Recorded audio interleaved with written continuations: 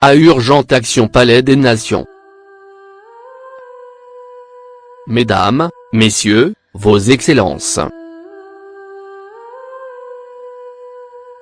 Comme je n'ai rencontré mon fils handicapé que 18 heures depuis décembre 2008, et n'ayant aucune nouvelle depuis novembre 2011. En fonction de la procédure 1503 à réviser, il serait intéressant de rédiger une pétition et l'adresser au Comité des droits de l'homme.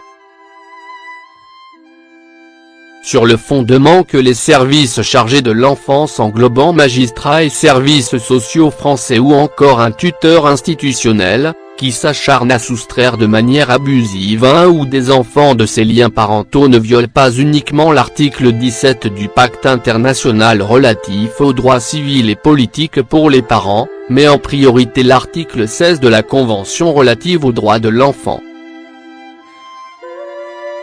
Ou encore l'article 22 de la Convention relative aux droits des personnes handicapées, pour les jeunes adultes handicapés. Nous,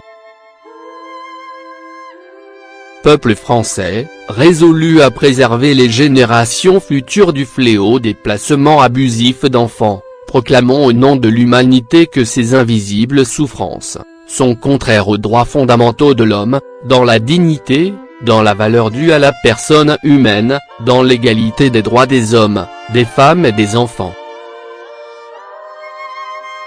Demandons que soient honorées les conditions nécessaires au maintien de la justice équitable et le respect des obligations nées des traités et autres sources du droit international. En l'espèce les lignes directrices relatives à la protection de remplacement pour les enfants qui sont une instrumentalisation fondamentale pour la garantie et la protection des familles, qui disposent. Le retrait de l'enfant à sa famille doit être considéré comme une mesure de dernier recours qui devrait être, dans la mesure du possible, temporaire et de la durée la plus courte possible. Les décisions de retrait devraient être régulièrement réexaminées et le retour de l'enfant auprès de ses parents. Et préconise. Les États devraient garantir le droit de tout enfant faisant l'objet d'un placement temporaire au réexamen complet et régulier, de préférence au moins tous les 3 mois sans omettre le réexamen devrait être effectué par des personnes dûment qualifiées et habilitées et associer pleinement l'enfant et toutes les personnes qui jouent un rôle important dans sa vie. Nous espérons également que la France puisse ratifier le 3e protocole facultatif aux droits de l'enfant qui est une avancée notoire en matière de promotion et de garantie des droits de l'enfant.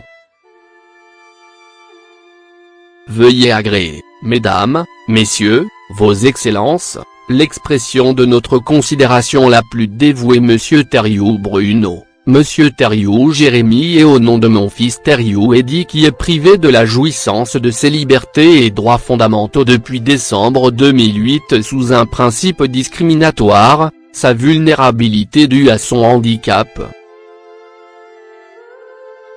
Note, les communications peuvent émaner de tout individu ou groupe de personnes affirmant avoir été victimes de violations des droits de l'homme ou ayant une connaissance directe et sûre de violations.